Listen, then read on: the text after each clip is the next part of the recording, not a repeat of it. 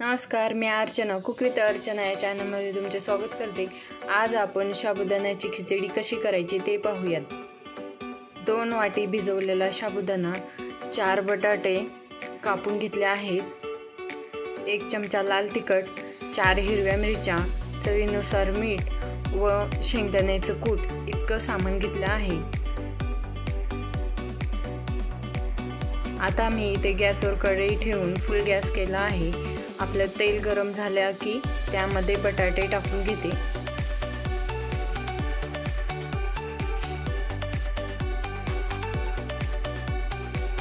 बटाटे तेलामध्ये चांगले तळून घ्या।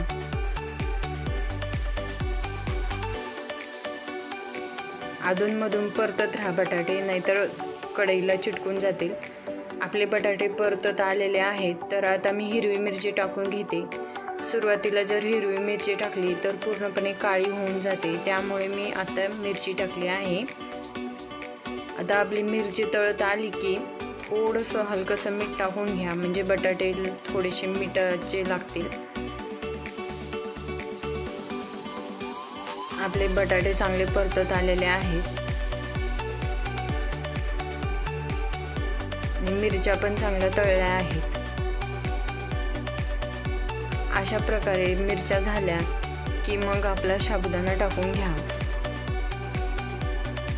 हा रात्रभर मी भिजत ठेवला होता साबुदाणा। हिरव्या मिरच्या तिखट नसल्यामुळे 1 चमचा मी लाल तिखट टाकून घेते।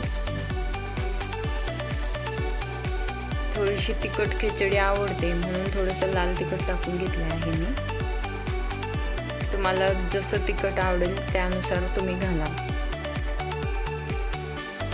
आता आपण घेतलेलं ते राहिलेलं मीठ पण सगळं टाकून घेते।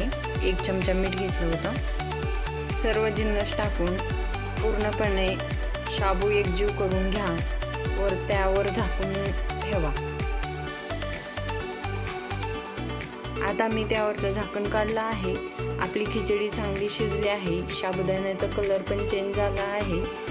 तर आता मी यामध्ये शेंगदाण्याचं कूट टाकून घेते व सर्व शाबू एकत्र मिक्स करून त्यावर परत आणखीन ताट झाकून ठेवते, म्हणजे आपल्या साबुदाण्याची खिचडी व्यवस्थित परतल्या जाईल।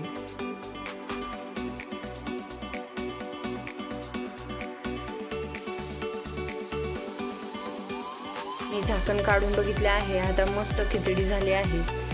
तुम्ही याप्रमाणे खिचडी करून घ्या, बघा किती टेस्ट लागते। आपली साबुदाण्याची खिचडी तयार आहे। त्यावर थोडेसे शेंगदाणे टाकून घेते। ही रेसिपी तुम्ही घरी ट्राय करून बघा। आवडल्यास मला कमेंटमध्ये सांगा। पूर्ण व्हिडिओ बघितल्याबद्दल थँक्यू। माझ्या चॅनलला सबस्क्राईब करा।